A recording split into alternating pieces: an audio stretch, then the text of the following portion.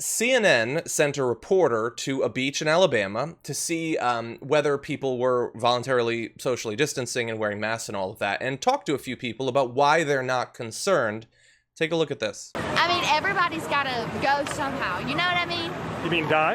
Yeah, but in a way, like, I mean, I don't want to die, but I mean, if that's what God has in store for my life, then that's okay. My family has the same mindset as me, and we kind of just agreed that if we get it, we get it. We're going to handle it as a family and just get over it, because that's what family does. Just like the flu, right?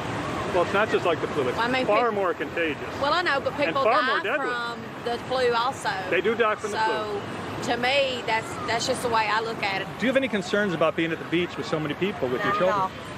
Not at all. How come you're not worried at all that someone could be sick and walk by you and get you sick? Because there's enough wind and air that it's going to clear it all out of here. Yeah, but the wind and the air don't clear it away. Oh. There's no proof of anything like that. There's wind and air everywhere in this world. Right.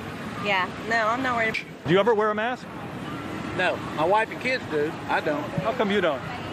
I just feel comfortable that I'm going to be okay. But the mask isn't to keep you okay, it's to keep your wife and kids okay. To protect them. I get it.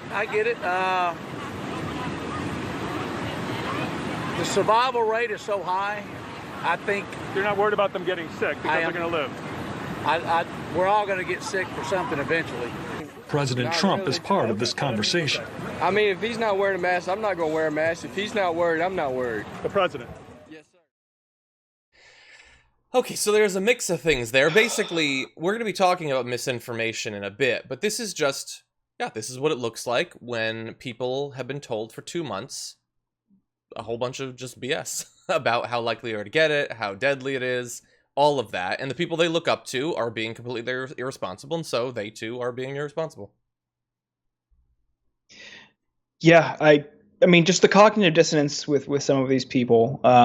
But I would assume, a lot of these, like the guy who cited Trump, and typically Alabama's a pretty red area. The justification for restricting someone's right to choose and have bodily autonomy regarding terminating a pregnancy, and how they are so beholden to the concept of life, and how they love that so much that they're willing to restrict someone else's choices. But when it comes to this and their role in spreading a virus that could kill actual people, adults, children, whomever, like fully formed people, they're completely careless. They don't care. It's total disregard for the safety and well-being of others. Even the guy who was not wearing a mask, but his kids and wife do. I mean, what you're going outside and you're risking getting it and then giving it to your family, and his reason is that they might not die. I'll never understand this mindset, because it just you don't fully know, and the flu is already dangerous, but this is even way more dangerous. And then again, like we talked about in the last segment, people are just as careless in their other actions as well. So we're going to. I see my cats behind me. Mm-hmm. So we're going to see spikes throughout that region, and like we talked about in the last time I was on, the carelessness in these areas, like the Ozarks and now in Alabama. They're just going to, this virus is going to reach areas that were otherwise hard to hit because of people's carelessness. Yeah, hope not. But look, any of those individuals, I'm not trying to harp on them. Millions of people believe the things that they believe, and we know exactly why they believe those things. We've been following the reasons every day here on the show. I'm sure Jordan and I have talked about most of this misinformation multiple times over the past few months, but this is what it looks like. There are the people, we have government supposed to protect people, supposed to help the American people, but instead it is mainly existed as propaganda to get the American people to willingly throw themselves back out there to aid Wall Street, and to just give people an excuse to just, sort of lazily fall into fatalism. If I get it, I get it. I don't know. Lots of things kill you. They're all the same. Everything's the same that can kill you. And that's what we're seeing there. And it reminds me that Trump, there's all this super sophisticated trying to analysis of why he succeeded when other Republicans didn't during the 2016 primary.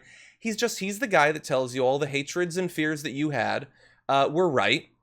And he's the guy that will tell you that every one of your worst, most irresponsible impulses going forward, he will tell you that is in fact the noble, macho, patriotic thing to do. It's really as simple as that. People want to go to the beach and sit there and feel like they're making the right decision, even though it's irresponsible, even though it contradicts so much of what they probably say they believe about responsibility and, you know, all of that. And even protecting your family. Like the idea that like, yeah, maybe they'll get sick. Maybe they won't die. How many of those people are armed to the teeth at home for fear of predators coming to their house? Anyway, so that's why I wanted to show this video. It's out there, man. They're all over the beaches, so be careful. I really hope that Alabama's okay. I don't know why it would be, but I hope that it is. That CNN reporter, by the way, said that him and his crew saw 0 masks. I don't even believe that. That's impossible. But he says that on that beach, they did not see a single person with a mask. I think people seem to think that just going outside is safe in general. Mm-hmm. I think they think that the problem is mostly inside or, you know, in restaurants, houses, that kind of stuff. Gatherings inside, they seem to think that the air will make it dissipate. But when you're congregating in large groups like that, it's still a risk.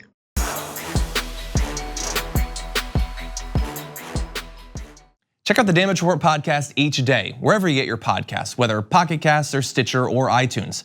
You can join me as I give you the news and stories you want, with a range of co-hosts and interview guests jumping in on the fun each day. Again, that's the Damage Report, wherever you get your podcasts. And if you get them at iTunes, don't forget to rate and review. Sometimes I'll read them live on the show.